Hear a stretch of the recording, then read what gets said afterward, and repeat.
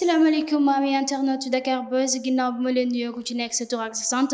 di leen wax rek dal leen ak jàmm Elimane Kane nekk président de l'association pour l'environnement et le développement du Sénégal nekk sama gan bi nga xamante ne moom laa war a dalal tey ñu war a waxtaanee ci mbir mu am solo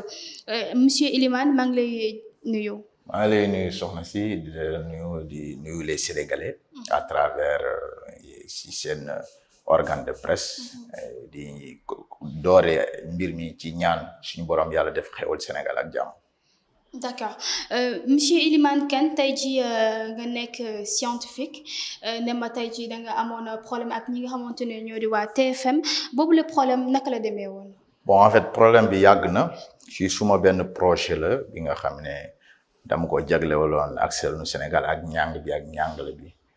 ñëpp xam nañu problème mu réew mi ci jàng loolu Sénégalais yu bëri xam nañu ko léegi nag ci loolu laa topp ci ñeenti at maa ngi koy dawal di ko doxal waxoon ci ak TFM wan leen projet bi ci anam yu bëri ma jékki-jékki rek ba pandémie bi commencé ñu jël projet bi ñu réaliser ko ci seen turu bopp. affaire bi metti ma lool nag parce que man ñaanoon laa leen opportunité pour ñu wonoon ma mën promouvoir projet bi joxuñu ma opportunité bi ñu dugal ko ñu jógee foofu ma yóbbu leen ci yoon ci boobu nag projet bi am na at waaye ci at yi lii am solo mooy li Sénégalais yi war a retenir te ci si bàyyi xel justice sénégalaise moom mooy man ak TFM dem nañu waaye TFM génnewul benn këyit buy wane ne moom émission bu muy def amoon na si sañ-sañ par contre man suñu borom moo ma may sutura ma génne këyit buy wane ne man maa xaatim lu ñuy naan conception scientifique projet bi durant projet bi yëpp ñoom si seen jëm boobu dañoo amoon problème tontu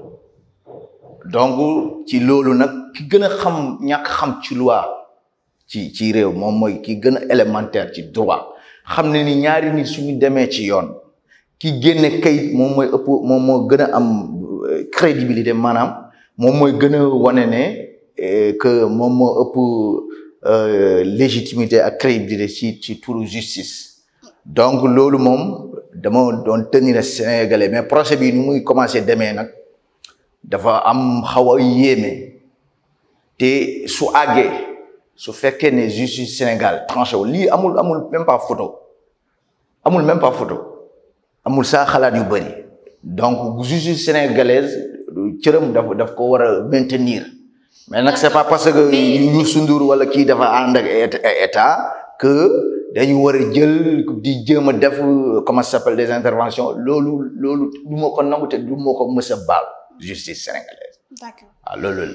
mais tey jii nga wax ma ne ma projet boobu noonu ci benn émission la tënk woon. muy salle des profs c'est une émission boobu salle des profs. d'accord mu nekk salle des profs tey jii nga xamal ma tamit ne da nga jël li nga xamante ne moo di ab avocat ngir mu mën a liggéey ak yow ci boobu li mbir nga dolli ci ne ma tamit am nga ay documents yu firnde que ni projet boobu noonu sa projet la woon émission bi sa émission la waaye da ngaa demoon ngir liggéey ak ñoom est-ce que mën nga ñu indil ay leeral. waaw loolu dama leen doon jox comme sénégalais yëpp ñu koy bari defee. ñoom ñooy seetu askan wi donc loolu nekkul dëgg c'est pas vrai seetu askan bi moom nekkuñu ko parce que munoon na woote ne da ngay nekk seetu askan bi pare di exploiter askan bi valeur humaine lii su nekkoon ne ci réewu tugal wala bitim réew loolu keneen waxatu ko njàng ak njàngale dimension boobu te ñoom ci biir projet bi dañuy def lu ñu naan détournement d'objectif parce que non seulement jël nañu projet bi mais dañoo dévaloriser projet bi la preuve moom mooy continuer wul te ñoo ngi nii di doog a dugg ci 6 année scolaire déjà grève yi ñoo ngi commencé waat ñoo ngi koy annoncé donc loolu pour wax ne TFM jëflante bi moom mooy soo leen naree ñu bëgg ñu am lu ñu la jàllaleel il faut que ñu am ci accès ci li ñu war a jàllaleel ci loolu la ñuy jëlee projet bi maintenant defoon na encore conférence de presse ku jël contenu bi ki yónnee ko waa RFM te ñoom ñëpp même groupe bi la. d'accord est-ce que mën nga wax mbokk internet yi yow sa projet naka nga ko bindee woon naka nga ko càmbaree woon ba nga xamante ne dina gën a amal solo ñii di waa population sénégalaise. donc projet bi te loolu j'en profite pour dire il est temps nag sénégalais yi ñun ñëpp ñu xoolaat suñu bopp nag di concentrer sur l'essentiel nekk saagakat yomb na mais nag ñi nga xamee ne dañu jël seen temps di ko consacrer ci ñuy lokk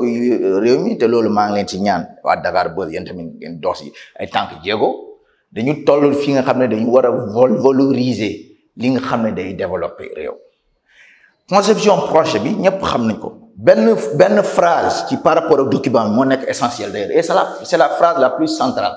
moom mooy la formule d'ailleurs moom mooy l'enregistrement filmé des cours l'enregistrement filmé des cours du total quantum horaire donc loolu dafa doy loolu dafay may jox possibilité élève bi wala étudiant bi mu mun am à sa disposition par le biais d'une tablette d'un ordinateur même d'un téléphone parce que ñu bëri ñoo koy jàngale téléphone sophistiqué léegi loolu dafay permettre jàngalekat yi dañu gën a mën a am temps jox defal élèves yi ay exercices du ñu attardé wu di expliquer le cours projet bi kenn xamul lu mu dal maintenant lii Macky Sall su ko yëgee dinañu mere yu bëri parce que projet bi dafa jaar ci ay canaux yu bëri yi waroon na àgg ci Macky Sall et ma conviction am loolu amul werante Macky Sall daf ko doon jot sur le lendemain il allait faire appel à automatiquement que le projet soit réalisé parce que état dafay dox ci njëriñam dafa lu ñu am lu ñu wax rationaliser des dépenses pédagogiques de l'enseignement dafay dem ci boobu budget bi 40% lii suñ ko su fekkoon ne projet bi dafay amal njëriñ même enseignants yi parce que 40% dana doon yaxanal lu ëpp 30% ci lu état bi doon def jàngale donc 30% yooyu dañ ko doon jëlaat xaalis boobu équilibré ko joxaat ko enseignants yi par exemple donc loolu dafa doon andi dal si ñu doom yi di continuer di jàng maintenant lu gën a extraordinaire moom mooy phase bi nga xam ne boole wuñ ko ci mu jëm ci ñi nga xam ne dafay jox élèves yi possibilité ñu nekk de grands scientifiques parce que xam nga science boo nga xam ne da ngay am théorie ci dégg ak ki nga xam ne da nga koy jàngal muy gis lu muy jàng mais loolu c'est extraordinaire. d'accord mais est-ce que bi nga xamee ne mbir moomu am na tey ci yow toog nga dem comme ni nga ko defee woon ba nga bindee sa projet ba pare da nga dem proposer ko ñi nga xamante ne ñoo di waa TFM ngir liggéey ak ñoom est-ce que bi nga gisee ne yow li nga xamante ne émission boobu noonu ci salle des profs commencé woon nañ ko diffuser est-ce que delluwaat nga ci ñoom laaj leen lan moo tax ñu diffuser boobu la émission wala ñu commencé ko liggéey te yow nga bokkoon di war koo liggéey ak ñoom. non loolu du ma ko def. parce que ki def ki nga xam ne da nga waxal ak moom ba pare kooku soo demee lay bu mu lay jox bi da lay nelawal dañu def li ñu war a defe fii benn possibilité la amoon mu dem ci justice ma amoon ci yaakaar lool ki ma avocat bi ma defal consignation bi daf ma ne tu n'as même pas besoin de prendre un avocat c'est après par la suite avec li nga xam ne lu ñu wax les termes juridiques loolu avocat yi ñoom ñoo koy xam ci sur ces bases là demee bu comment ça s'appelle benn avocat bu tudd maître Babacar Ndiaye mu nga ci avocat Sonko yi la bokk kooku nag maa ngi koy remercier d'ailleurs de passage mu taxaw ci dossier bi nag donc sur il fallait que ñu dem yoon maintenant projet bi nekkul TFM moo ma ci intéressé parce que loolu kon damay ñàkk a fayda su boobaa projet bi c'est pour l'avenir d'un pays parce que topp naa si lu ëpp 3 ans 4 ans plutôt di doon dox ay jéego pour nañu réaliser le projet pour jàng réew mi 3 ans ñoom TFM demoon naa ba ci benn émission seen émission quartier général ci seen yenn rubrique yi nu nanguloon man diñ ma jox opportunité ma lancer message ñu jékki-jékki annulé ko donc léegi est-ce que boobu ba tey yow dem nga jàkkaarloo waat ak ñoom je dirais pas jàkkaarloo ak ñoom mais est-ce que boobu ba tey ci émission yi nga xamante ne proposé nañ ko ñoom waa TFM jox nañ la opportunité nga dem wala mosoo dem ci benn ci seen ay plateau foofu plateau yi musu demoon nañu nag ba ñu accordé ma par le biais de Bijou Sy et la recommandation de Bouba Ndour parce que Bouba Ndour moom moo yoroon foofu sax la ñu amee en détail les éléments avant loolu nag ku ñu wax Ablaye Der moom amoon na la conception seen journalistes yu bëri jotoon nañu ci conception de projet bi mais ñoom dañ ko bañoon jàllale et je sais mais loolu ça m'a même étonné. D'accord. waaw léegi nag ñoo ngi doon jokkoo maag TFM ci justice. kon li nga laaj 1 an maa ngi nii dañ doon presque chaque 15 jours dañ doon am procès. d'accord depuis 1 an yéen a ngi dem wala chaque 15 jours da ngeen doon am procès. procès waaw léegi est-ce que boobu ba tey boole seen procès bu mujj kañ la. bon projet bi ñoo ngi ci en phase terminale parce que jugement bi war na génn mais dafa am na intuition que c'est-à-dire nii nu mu demee c'est-à-dire su continuer jëmul kër te incha allah su ko yàlla nanguwee je me laisserai pas faire. Et d'ailleurs je profite de cette occasion pour lancer un appel à l'État, c'est-à-dire Macky Sall c'est-à-dire lii laa ko dul mën a baal. parce que mais attendez nekkul la yow ak Macky Sall non du man ak Macky Sall mais ak pour kii procédure yi nu muy jëlee déggoo li ma lay expliquer xam nga fii justice bi nag léeg-léeg dafa am nu façon bu muy doxee. d'accord da nga bëgg a mais xam nga da nga wax sànq wax bu am solo. da nga ne ci droit boo demee présenter benn document. nga war a liggéey ak nit. comme ça man ak yow ñu war a liggéey. wala man ma war a liggéey ak Dakar Buzz par exemple ma ñëw indi leen sama synopsis li nga xamante ne mooy base émission bi ni nga ko bindee pour émission bi ni muy demee ak tout ak lépp léegi su fekkee ne tey jii nii man demuma. Réaliser boobu projet mu leer na projet bi sama projet la protéger naa ko je suis l'auteur de ce projet autant pour moi ma bind sama projet tey jii bokk ko ak yow yaa ngi comprendre li ma la wax mais tey jii man sama projet bu xawee nduroo ak sa bos rek te yow présenté boo benn document au tribunal xam nga du yow yaa moom projet bi mais est-ce que tey jii yow yaakaar nga ne ñoom sa projet bi lañ jël réaliser ko wala dafa am loo xamante ne moom nga nduroo ak ñoom tey jii su nekkee da nga dem au tribunal da nga war a am ay bases yu solide que ne tur bi salle des profs bi yaa leen ko jox. salle des profs bi projet bi mënul tudd salle des profs et su fekkoon ne ci tur bi rek ça allait poser le problème bi. En fait conception scientifique la ñu wax te wax naa ko fii conception scientifique tur du dara xalaat la man su leen neexee ñu tëddee woon ko x loolu ça veut rien dire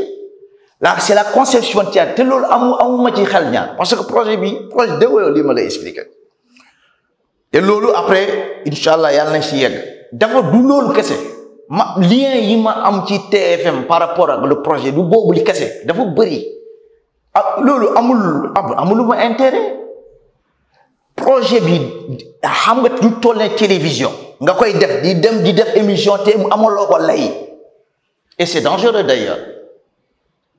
D'accord. TFM c'est ce que la TFM a fait TFM amul taxawu ci benn base pour wane ne c'est-à-dire émission bu daf si am sañ-sañ et dafa user sur un projet d'une personne pour se valoriser.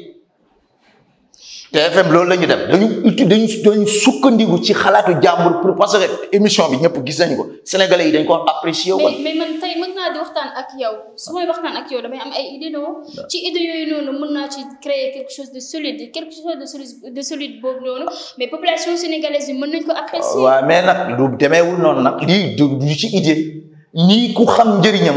soo demee ba di ko def du balaa ngaa wax ak nit bu nekk dafa war a fekk nga jël say disposition ba pare. parce que kon mu yomb ba pare ba mu ëpp lu projet bu toll nii balaa nga si waxtaan ak nit incha allah dafa fekk nga jël say disposition ba pare xanaa man xawma luy dox Sénégal te la TFM elle a eu un problème avec El Hadj Ndiaye parce que El Hadj Ndiaye daf leen damme récemment pour TFM am na jàpp na leen ci affaire électricité mais dañoo am problème mais maintenant li ma mënul comprendre moom mooy parce que El Hadj Ndiaye il est connu. mais loolu moom mooy affaire bi El Hadj Ndiaye il est connu lii nii dafa nekk je profite de cette occasion rek bii moo gën a nekk ci projet bi man naal ma dem def ko à la disposition de l'État. mon projet sur l'environnement c'est un projet unique dama bëgg nga déglu ma ku bëgg lu weddi na nga dem laajte bii bi Balde mon projet sur l'environnement c'est un projet à canaux de milliards mais réew mi et puis loolu na ko Macky Sall xam. Macky Sall un président mënul servir tous les Sénégalais yi ñoom ñooy jël ci loolu la ñu wax le potentiel de ressources humaines le développement loolu moo ko war a refléter et maintenant soxlawul xam parce que nit ki nga xamee ne moom mën na jëriñ réew su waxee rek da nga koy xam dama ne leen bii moo nekk l'infini des projets que j'ai soumis à l'État sénégalais man mënoon naa def comme ni ñëpp di def te waxuma xam nga wax naa la bii bàyyi dama la laaj Birame Faye benn ñii ñëpp Macky Sall suy yëgee li dañu Macky Sall ñii da leen ñoom ñëpp da leen di dàq parce que munoo nekk naan da nga nekk un homme d'état te munoo def li nga xam on parle du PSE pour 2035 avant 2035 si les Sénégalais par leur contribution jox nañu ay projets yu mel ni mais Sénégal avant 2000 comment ça s'appelle 30 dafay le PSE dafay dañu simplifier l'horizon loolu la léegi lan ngay xaarandi tey jii bu fekkee ne dem nañ ba ñu ne yow yaa am dëgg ci kaw ñi nga xamante ne ñoo di waa TFM sa projet boobu noonu naka nga koy mujj. projet bi xam nga nee naa la TFM nekkul suma objectif man duma genre boobu noonu parce que doomu aadama cër suñu borom moo koy jox nii. ok li may xaar li may wax c'est important parce que Sénégalais yi daa am lu ñu déggee. d'accord allez-y. dama ne TFM intéressé wu ma ci affaire bi nee naa le projet bi gën a rëy sur l'environnement et su ma ko xam nga du waruma fi toog ci plateau di waaye Bali Verde je dis le projet le plus grand bu jëm ci environnement ci sama loolu nañ dem laajte ko Bibi Baldé pour ma wan la te mosoo dégg projet boobu loolu dafa am lu muy tekki beneen bi moom mooy objectif bi sama objectif du TFM objectif bi moom mooy jàng ak ñàngale sénégalais yi maintenant sénégalais yi di góorgóor pour ñooñu dañu saafara ñëpp dañ si war a jàpp parce que loolu su amee yow am nga ay jarbaat am nga ay doom lekk te caméraman am nañu ay jarbaat am nañu ay doom donc intérêt ñëpp la donc yu mel ni lii état sénégalais daf su loolu il n'y a pas photo maa ngi xaar nag justice bi il n'y a pas photo fu dëgg fi féete nee naa la procédure ba mu jeex TFM présenté wul benn document ci sur ces bases loolu su ma amee dëgg amul beneen xalaat nañu appliquer le projet en tenant compte de toutes les réalités yi nga xam ne dafay aller dans le sens qui revenir que de droit ci nit ki lu mu moom. yow su fekkee ne yow yaa am dëgg ci boobu la mbir est-ce que da ngay continuer liggéey ak ñi nga xamante ne ñoo di waa TFM wala ngay jël boobu le projet ut feneen. TFM du liggéey moo bu ñuy sekk TFM comme ni ma la ko waxee ay sénégalais yu bëri dañuy jël di am seen problème di ko yóbbu TFM wala ñii bëgg am lu ñu fësal yóbbu ko TFM loolu moo ma boole woon ak ñoom maintenant dans ces projets effectivement da ngay soxla ay partenaires. Groupe de médias bi gis ne lii c'est un projet parce que xam nga po TFM muusuñu parce que ils ont raté une opposition extraordinaire de rester à jamais des ci lu ñu wax presse sénégalaise à jamais mais loolu opportunité boobu la ñu raté lii loolu moom moo ci affaire bi man benn objectif laa si am moom mooy nañu jël réaliser projet mais nag am na li nga xam ne moom moo jaare muy yow muy keneen kenn bëggul jël sa liggéey nga liggéey ba noppi xar si sa tànk tubéy ñu koy tayle keneen. loolu yow da nga jàpp ne loolu sa liggéey la. loolu awma ci bon en fait beaucoup de Sénégalais ne me connaissent pas man du ma genre boobu. lii su ma amul benn werante awma ci il n'y a même pas à se faire de doute man Ablaye Der plus d'une année xam nga plateau seen émission boobu noonu jàkkaarloo. une année maa ngi doon topp ci ginnaawam pour na valoriser loolu moo lay wane sa TFM. mais est-ce que joxuñu cër jàng ak jàng. est-ce que nekku na yow loolu moo la métti moo tax tey jii nga dem. porte non du ma champ boobu dégg li ma la expliqué. xam nga wala parce que dañ la refusé wala peut-être ñu fàtte na yow sax. joxoon nañ la. non affaire bi moo doon topp dégg li ma la le 1er mars 2020 j'ai fait appel à une conférence de presse. est-ce que TFM ñëwoon na. mais justement et te loolu doo comprendre ko man loolu laa lay wax xam nga nit ki da ngay gore xam nga lan mooy gore suñu borom du la defal yenn cër yi ba pare yow ngay nekk di fubal nawetaan man loolu ma def déggoo li ma lay expliquer xanaa la richesse de Youssou Ndour n'est pas évaluée à 100 milliards dama bëgg nga déglu ma bu baax. richesse Youssou Ndour ci ligne information yi jot moo tax 100 milliards. sama benn dossier bu dem ci environnement conception scientifique bi mooy li ñuy wax captage des gaz de CO2 bu si nekk ëpp na plus de 1000 milliards ngay dem loolu moom yow est-ce bon xam nga benn dossier laa andi ma andi yeneen dama la bëgg nga wax xam maa ngi jégalu d'ailleurs sénégalais ci Ali ak affaire yooyu dama bëgg nga xam c'est-à-dire loolu du ko TFM ak keneen ku dul TFM lépp lu ñu am ku nit ki am te mu lew la yàlla na la jëriñ. yàlla na rees ak jàmm. léegi mais nag lu yëfu nit kenn du ko jël. d'accord et j'ai pas besoin de le dire xam nga TFM ak El Hadj Ndiaye dem nañ problème amoon nañ fi problème. waaw d'accord ba tey TFM dañ leen xamee ci loolu. waaw d'accord TFM dañ leen xamee ci loolu say cadre la du suñuy wax. waaye xanaa rek dañuy li nga xamante ne tey jii moo li nga xamante ne moom ngay xaarandi yow ci la justice sénégalaise wax nga ko mooy que ni mu def dëgg te bañ a xaar te bañ a def kuma mu am ndey ak kuma boo xamante ne amul ndey yow loolu nga nekk di xaarandi ci justice sénégalaise waaye mu mel ni tamit ci ay kàddu tey jii bu TFM ëlbatiku waatoon ñëw ci yow ne la carrément nangul nañ la ne projet bi sa projet la et que ñun ñoo def erreur di nga continuer liggéey ak ñoom dafa mel ni yow loolu ngay xaarandi. mais loolu da am li ma la wax du ab solo xam nga nit ki su la yàlla yéexee men tëri da nga am yoo xam ne da nga koy dépassé mais man avant lu nekk man jullit la su ma sañoon sénégalais yëpp dañu juboo dafa am li nga xam ne ci àdduna la bokk rek et man déggoo li ma la man calculé wu ma woon yi sax mais nag c'est-à-dire cëru projet bi bu mu am ak importance bi mu am ak ku mu mënoon doon soo ko defoon noonu la ñuy def le plus important moom mooy lii que ce soit nañ acté yoon loolu moo ma gënal loolu laa jiital beneen bi si des moom mooy li ma gën a soxal moom mooy réalisation projet bi par contre nag en relatant